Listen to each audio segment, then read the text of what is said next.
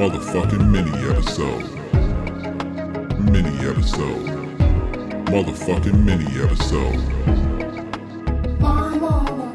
Yep. There it is, ladies and gentlemen. Welcome to another phenomenal mini episode. That's right, bitch. We're back with the mini episodes of My Mama Told Me, the podcast where we dive deep into the pockets of Black conspiracy theories, and we finally work to prove the theories that you, the listeners, have at home. Let me tell you something, people. It has been a long time since I fucked around with your opinions and your thoughts, you dirty scoundrels at home. But guess what? My time has finally unloosed itself from so many other obligations, including raising a child and putting out cool television programs. And I'm finally able to dig back into your bullshit. And I'm so excited because you guys are filled with bullshit. Oh, so much bullshit you've sent me in the time since I've had a chance to read and unpack your bullshit, and boy, oh boy, is it shittier than ever, you know? So much so that I thought that this is going to be a little bit of an extended mini episode, a novella, if you will, of mini episodes. It's that in-between stage between a novel and a short story. I think that's what a novella is. It's either that or just a novel in Spanish. And if that's the case, I apologize to my Latino listeners. That was not my intention to shortchange your contributions to novels as a whole. Either way, this is going to be a little bit of an extended mini episode because I have taken the time to read through some of the listener emails, and we have quite a few exciting ones, but some of them often, and this happens more often than you would think, some of them come to me and they are, how do we say politely, nonsense. They're absolutely,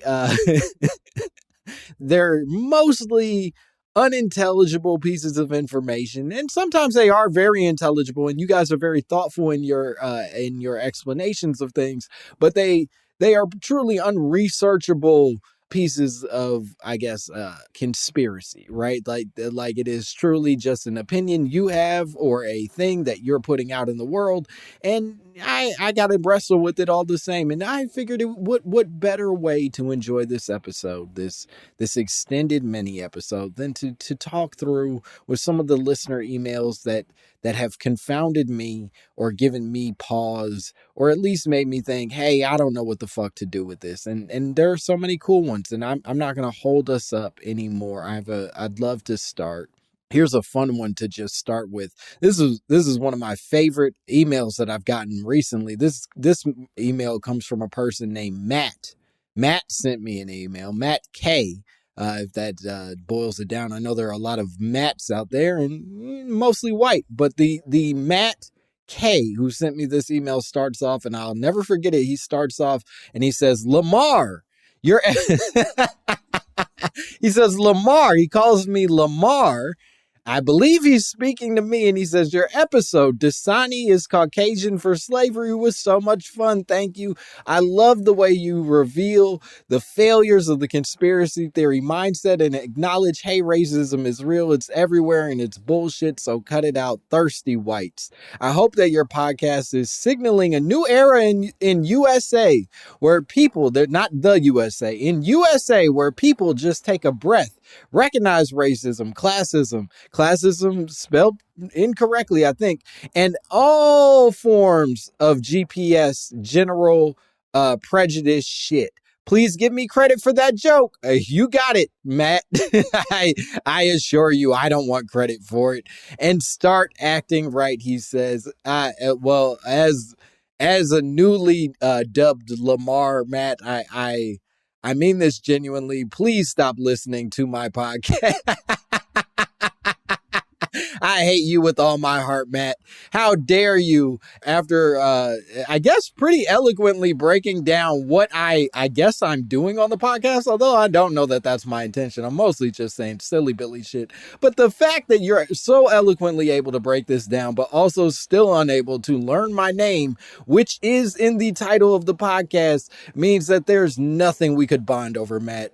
Truly, even if we heal racism, you and I will be at odds, and I'll start a war to make sure that you are ended in the race war, even if the rest of us were able to survive. I'll never forgive you for what you've done, Matt. You're dead to me, and thank you for subscribing. Well, see, this is the fun. This is why we do this. Here's another fun one. Let me make sure I'm pulling this one up correctly. Oh, here's one. Here's a fun one. This is actually a really fun one that I don't know how to handle, but I'm excited to talk about this. This message comes to me rather from a person named Jordan. Jordan sent me a message and he said, "Hey Langston," he knows my name. That's why I fuck with Jordan. That's immediately where I go, I'm a Jordan fan. When he starts off by saying, "Hey Langston," and not calling me Lamar, I immediately say, my kind of fucking guy. Now, whether Jordan stays that way is hard to know. I haven't finished the email yet, but right from the beginning, I'm like, I fuck with this dude. Let's find out more about Jordan. Jordan said, "Hey Langston, first of all, your show is one of the things that's been getting me through the pandemic." Oh, I'm sorry to hear that. You should wear a mask. That's what got me through the pandemic. But anyway, he said, "So thank you for that. I'm always looking forward to each week's episode to hear your hot take and the hilarious and often insightful conversations you have with your guests. You even inspired my friend and I to start our own podcast, White People Won't Save You, drops and all." That's the part I don't like, Jordan. I don't like inspiring other people's art. I'll be honest with you. When I hear that somebody sees me do a thing and then they go, "I could do that thing," I'd be like, I should fucking die. I need to kill me and them. This is not okay. If you listen to me and you go, I could handle what he's putting down, then I have failed as an artist. And frankly, it makes me hate everything about myself. But I'm glad your podcast seems to be doing well, Jordan. And I'm glad you've incorporated qualities of what we got going here. Anyways, he says, "I wanted to see if you had any pull with the Black Illuminati because I discovered something recently that I still can't believe. I was reading an article about one Broderick Stephen Harvey Sr., and I got sucked into this conversation about him being bald since before the Steve Harvey Show days. Basically, that the hairline was never real, but it was also the standard black hairline for like all of the 90s. This man was gaslighting us with a fake lineup for decades, allegedly going as far as never being filmed from behind on the Steve Harvey Show. Now, trying to look into this, I've only been able to find some sketchy websites and a photo on a message board showing him with a bald spot at the Apollo. My girlfriend's dad claims he never believed his hair was real, and my dad says he thought something was off. Steve claims he went bald because he got tired of getting his hair cut every week, but I'm not buying that. Please get to the bottom of this. Black men need to be free from his lies. Thank you." Thanks, he says, Jordan. Now, first of all, if we're going to unpack this email, and it's a lovely email, Jordan, there's not a lot of research I can offer you. I think you already mentioned that the bulk of the things that you'll end up finding come from sketchy websites. And to be honest with you, that's mostly where I find my information. So I'm surprised that wasn't satisfactory to you. I often go on the most .netty place that I can find, and I push that out into the world as truth. So if that's not good enough for you, then you obviously have learned nothing from my podcast. And I imagine that your podcast is going to fail a miserable death because you are not retaining the best qualities of what makes nonsense good nonsense. Now, to your larger question, to me, the most devastating part of all of Steve Harvey's history is that this nigga's first name is Broderick. Do you know what I mean? Like, what the fuck happened there? That they were like, they looked at that man and they were like, this is a Broderick, and he's been lying to us about that shit this whole time. If Broderick would have fucked up reading the cards for Miss America, I get it. I go, yup, Broderick, that's a Broderick ass move to get the wrong winner for this competition. But Steve does it. I'm disappointed in Steve. It lets me down. Steve is a decent man, a hardworking man. Broderick, that's a fuck nigga, and that he's been a fuck nigga this whole time, and he doesn't want us to know it, I guess is what I'm saying. Broderick, Stephen Harvey, and you guessed it, it's spelled with that PH. It's not even the cool Stephen that we all agree on as a culture. It's a real Broderick Steph Harvey. You know what I mean? That's what he's kicking around up there, and we're just pretending like it's okay. Now, to the question of him being bald, I have heard that for decades, actually. I did hear that the entire time that we were sitting there. And if you're a black man in America, you know this feeling. We all used to look at Steve Harvey's hairline as our barbershop North Star, as it were. Do you know what I mean? We would all go and we'd look at Steve Harvey and be like, if my barber could just be as precise and whatever Steve Harvey is offering up, then maybe there could be some good for me and for all black people in the world. Because truly, Steve Harvey, through the 90s and 2000s and early 2000s, he quit pretty early in the 2000s, but 90s through the 2000s had a perfect fucking hairline. Flawless. Chef's kiss. And the chef making grits. It was a perfect goddamn hairline. And then out of nowhere, Steve Harvey showed up in a special, not cussing. He decided he had found God. He wasn't going to cuss no more. And he was completely bald. And I, for one, was devastated. I said, oh my God, if this could happen to Steve Harvey, a man who showed no signs of balding in any way, shape, or form, could suddenly lose everything, then it could happen to me. It could happen to you.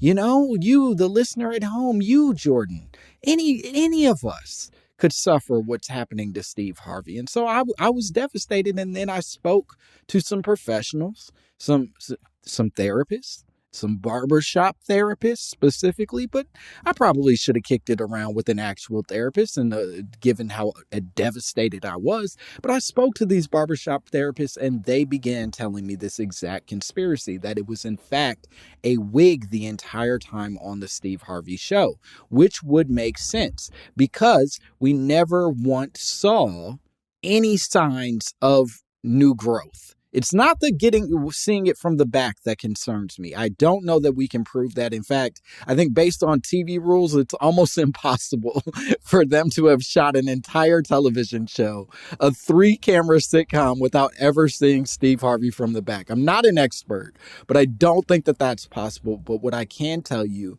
is that we never saw any signs. There was never even an episode where Steve Harvey's hair was growing back in a little bit. And I think it's because this man had been bald the entire time. Now, where it becomes concerning is we are reaching a generation, a new wave societally, where we don't get to make fun of him for that anymore. Right? That like hair restoration for black men has become now a relatively popular thing. It's a thing that circulates all throughout the community. In fact, I know a gentleman, a very funny comedian, a very talented man named Brian Babylon, who I've had very vocal, enraged arguments with because he's a wig wearer. He's a man who travels around the city and country, mind you, going from bald to high top fade at a moment's notice. And it makes me furious because I know if you lose your hair, and this is something I believe quite passionately, and this has nothing to do with conspiracy theory. It truly is just something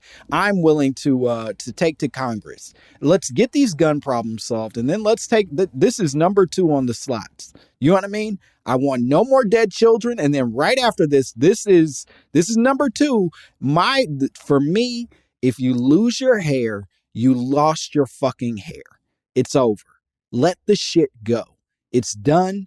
Get to know you in a different form, accept that life takes its turns and fate has chosen you to be a member of the bald community. Learn to to get your scalp greased, learn to get your head shaved, and let's move on with our lives. Let's stop this fucking lie that so many people have offered us of salvation through hair restoration. And Steve Harvey is a part of the problem. And he's been a part of the problem in a few ways over the years. But this one specifically, it rubs me wrong. I don't like it. I like how Steve Harvey dresses, and I hope someday to dress like a night nurse. Like an old sexy night nurse, the way that Steve Harvey does. But as it is right now, I think Steve Harvey's making a very terrible mistake, and he's shortchanging the bald community by pretending that this was just a voluntary choice for him, that he just decided to shave it off because it was hot. No, motherfucker, we know what happened. You lost it. You lost it years and years ago, and you maintained it, and you worked a great career. So let's enjoy ourselves, Steve Harvey. You know what I mean? Let's be honest with each other and be honest to these young men who are losing their hair. And I pray to God I'm never a part of your community. You look disgusting to me. But can we still be bigoted to bald people? Or is that going to get me canceled now because I'm coming in with hate speech towards the bald? You gross me out. You make me fucking sick. And if you ever come around my bald daughter, I'll kill you. All right, we're having fun. We're going to take a break. We'll be back with more mini episode of My Mama Told Me and more of my nonsense. Okay, bye.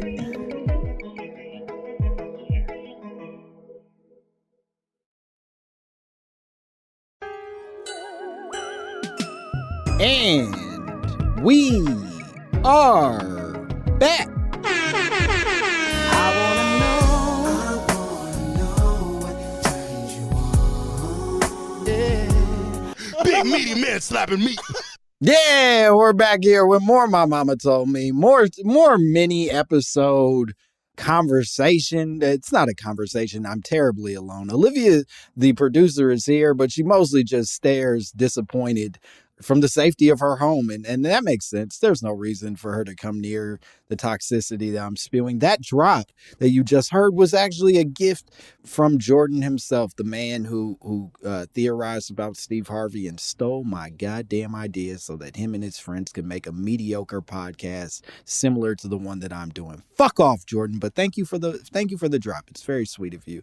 This next message, I'm excited about this one, because this actually comes to me from a person named Corey, who is a friend, a person I've known for years. We went to high school together. I can't remember if we went to middle school together. I think we did, but I can't remember. It's been a long time. But Corey, who I saw recently when I was doing shows in Chicago, sent me this message. He said, "Hello, Langston," very formal, as if we don't know each other. "Hello, Langston, comma, long-time listener, first-time caller. My name is Corey. I won't say your last name. And my ma told me that dinosaurs aren't real and are built up to test our faith.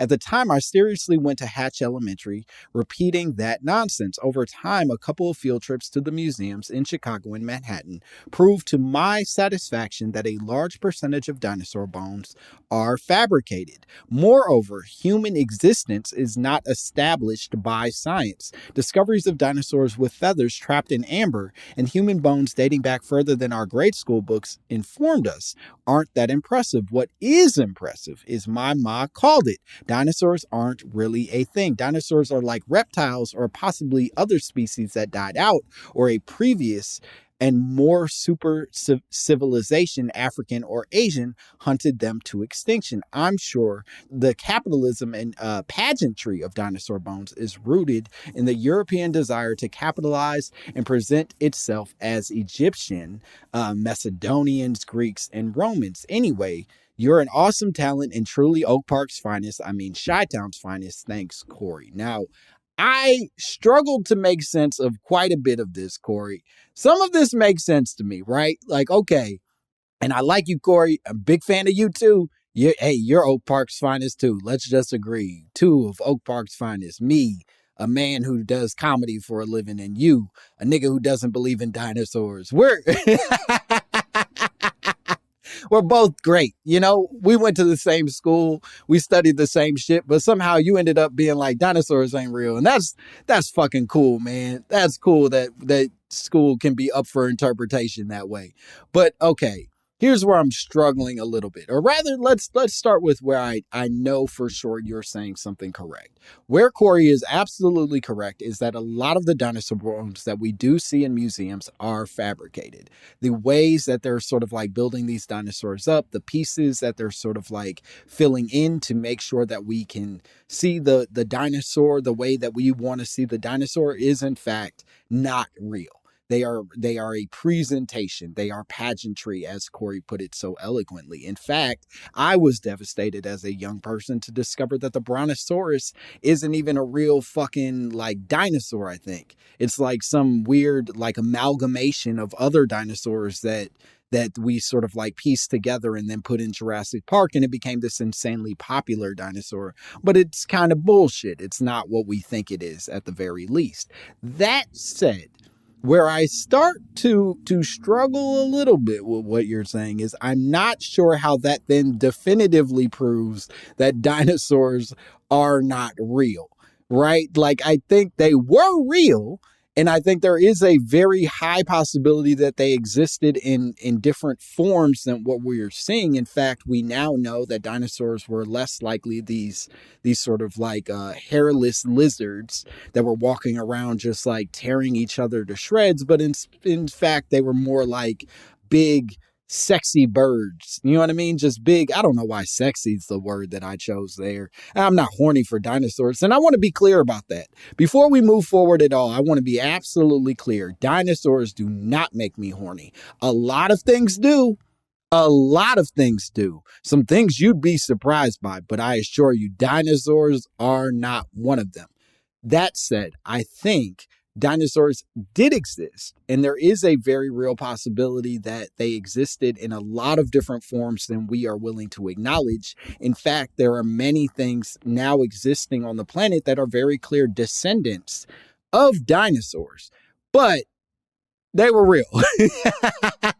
I think they were pretty real. And I don't think we can just get to be like, nah, they ain't real because your mama said, nah, it's a test of faith from a God up above us. Now, to your larger point, and I do think this is an important one, the real question is, what is the intention of sort of this reappropriation, this representation of what dinosaurs are? And I do think your point about capitalism is an extremely valid one, right? That like there is money in telling us these stories about what these large monsters are and what they could be, and creating fucking, you know, literally movie after movie, entire worlds of films about these large creatures that in fact did not look the way that they looked, because big old bird ostriches it's not as exciting as like a T-Rex, you know what I mean? So it's, I guess, complicated. Yes, absolutely. Capitalism and the white devil are responsible for our misunderstanding in relation to dinosaurs. And I do imagine to some point that you're making, there's a weird connection in wanting to usurp people's histories and people's knowledge of these various creatures by making them standardized based on white language, instead of allowing the history that I imagine a lot of Asian and African scientists and those that studied this shit or experienced this shit to some extent may have interacted with. Although I'm not sure that human beings and dinosaurs were ever anywhere near each other on this planet. I don't know that there's a ton of evidence of that. But Corey, you know what? You're a lawyer now, dog. You're a whole ass lawyer. You're better at arguing than I am. I don't know. Maybe you got some shit I don't know. And maybe I should have taken the time to do more thorough research because you probably found some articles, some real .net, .biz type shit that might explain some of the things that I'm struggling with here. But I will say you're onto something. There's pieces of this that make perfect sense. And then the rest of it is completely deranged. But the pieces that make sense, I'm with you, dog. And I'll never turn my back on those pieces. Yeah. All right. Oh, we're having fun. I'm going to do one more email, and then I'd like to, I'm going to tease you guys a little bit. I'm going to tease you right now because I have a bit of an announcement following this next email. I don't know why I'm getting real quiet and whispery with this, but yeah. Get close to your radio while you're driving. Isn't that how y'all listen to podcasts on the radio while you're driving? Put your ear real close to the speaker. Don't pay attention to the road.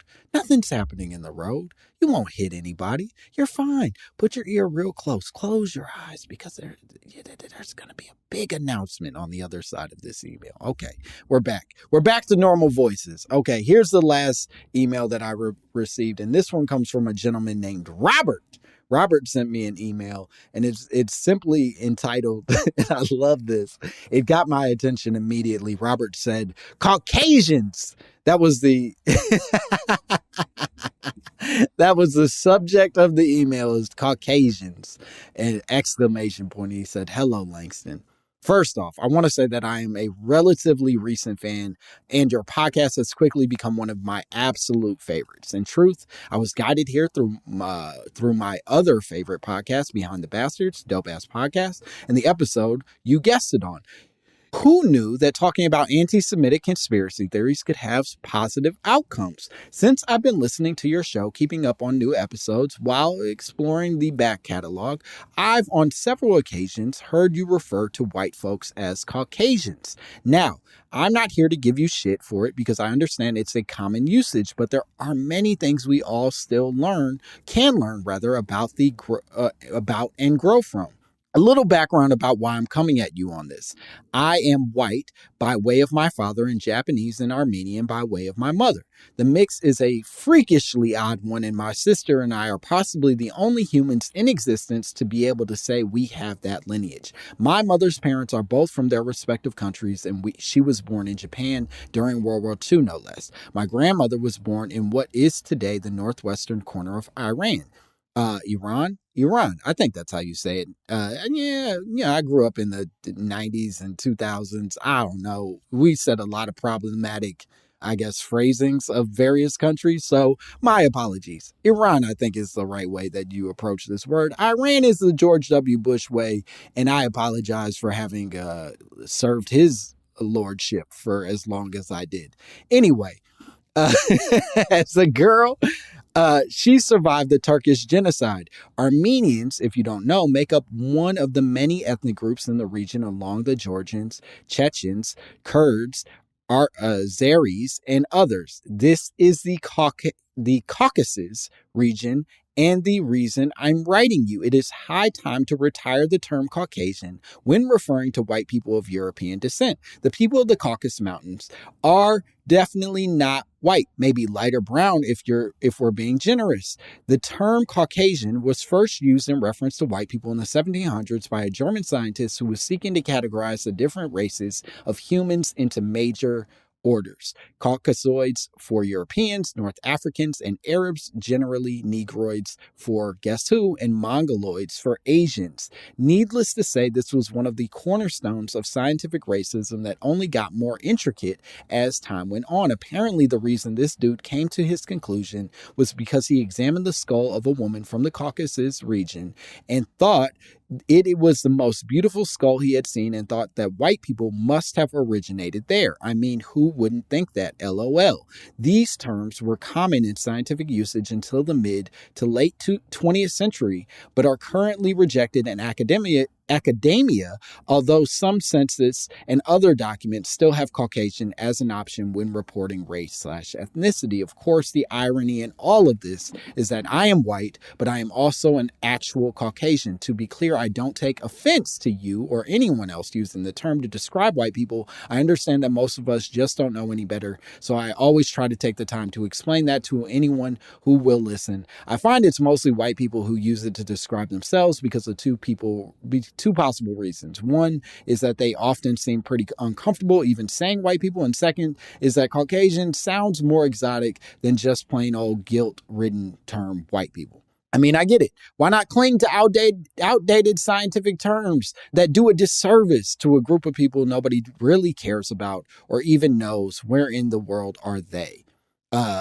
White folks are good at stashing their guilt in places that even they won't be able to find. So it's no wonder they would subconsciously seek an identity in culture, not their own. After all, the food is fucking excellent. Anyway, sorry for the long-winded lecture. I'm not telling you what to say or what not to say. I'm just passing the information along for you to do with as you will. I believe knowledge is power, and I'm all about giving and receiving that shit. Either way, I'll still listen to your show and laugh my ass off as I usually do.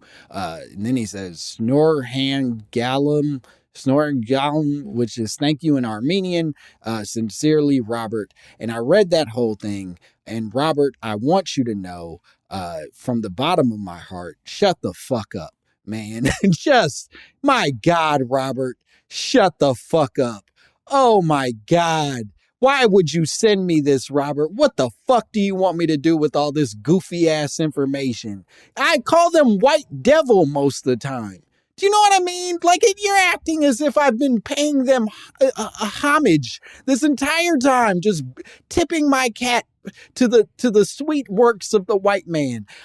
They are crackers. They are honkies. They are white devils. And occasionally, when I'm out of synonyms, I'm going to call them Caucasians because it's a term that we've all agreed upon together.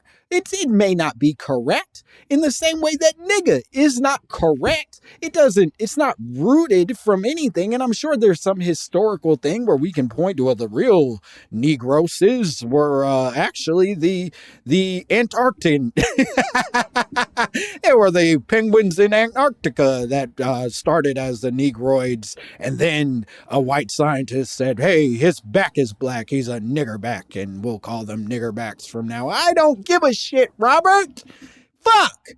I come here to be silly. I don't want to learn. Here you are giving me lectures and shit about the history, and good for you for knowing all of these things. I think it's very valid information, and I will carry it. I'll be honest. I will carry this, and I'll say it at parties and shit to impress people that I otherwise wouldn't know how to talk to. You know what I mean? I'll be at some party, I'll be like, hey, the Caucasians ain't really Caucasians. They just said that because they was measuring skulls and shit. And they'll be like, holy fuck, Langston learns a lot.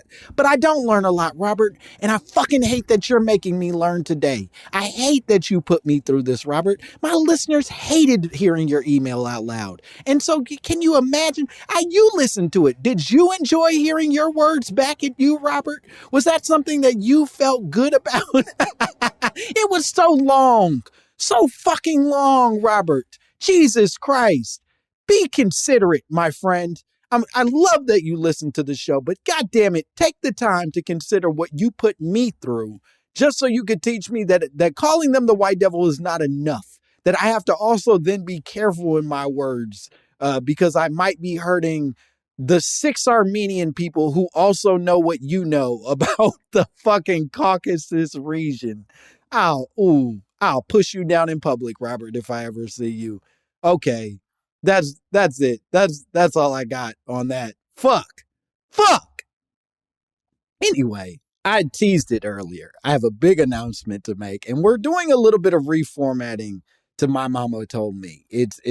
We're coming up on our second year, the end of our second year, I believe. Olivia, is that true? Yeah, okay. Olivia is nodding. She agrees. I'm not just making up time. We started this bad boy in the pandemic back when we were all still washing our food with fucking baby wipes and shit. You know what I mean? When we were fucking Cloroxing our chicken and then yelling at Trump because he told us to eat bleach, and we were kind of already eating bleach, and I think that's why we were getting so angry, because we're like, nigga, I already eat bleach. Why am I still sick? It got weird for a while, and that's when we started this bad boy.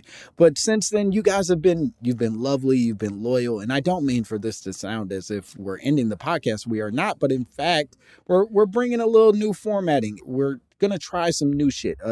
A dear friend, a very talented comedian, a former guest on the show, a person named David Borey, who was on one of our first episodes of the podcast, is actually going to be joining on for a while as a co-host. He's going to co-host with me on this bad boy, and sometimes we'll just do episodes together, riffing and talking shit, and then sometimes we'll do more of the listener emails, and then sometimes we'll have other guests to join in, and these are not episodes that we hope it brings the exact same humor and fun and silliness while also connecting a little more of the P's and Q's, just adding a little more energy and shift around to this bad boy. It's always fun when you can break up some of the monotony of a thing that you've been doing for a while. So we're excited to bring David Bory on. And if you're wondering, hey, who the fuck is David Bory? Where can I hear his voice? It's the Black Illuminati episode.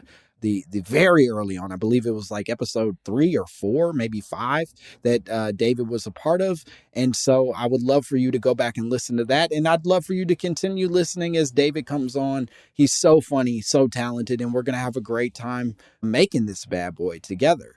So that's it. Oh, also, this is important. This is another big announcement that I have for you. We are going to start doing live shows, live recordings of the podcast. I want to see your goddamn faces in person. Specifically you, Robert. I want to see it so I can kick it. So I can kick you in the nose for putting me through those goddamn long-winded emails. But yeah, Robert, come out to a live taping. We're starting in LA, but we're going to branch out to other places. We'll see other cities. We tried to go to Moon Tower. We tried to go to Texas, but then I got sick. I got the COVID, so I couldn't go to Texas to do the live recording. But the goal is to be able to do it in a bunch of other places this summer, so that'll be very exciting. So keep your ear out for shows that we're having live. And as always, please send us more messages, more of your conspiracy theories. Please shame me with your long-winded lectures that you undoubtedly gathered from Wikipedia. I would love to hear more of those. Also, I'll curse at you and I'll tell you I don't give a fuck about your history, but I will read them probably on the podcast. Otherwise, thank you so much for listening and please continue to do so. Okay, bye, bitch. Motherfucking mini episode. Mini episode. Motherfucking mini episode. Motherfucking mini episode. Mini episode. Motherfucking mini episode.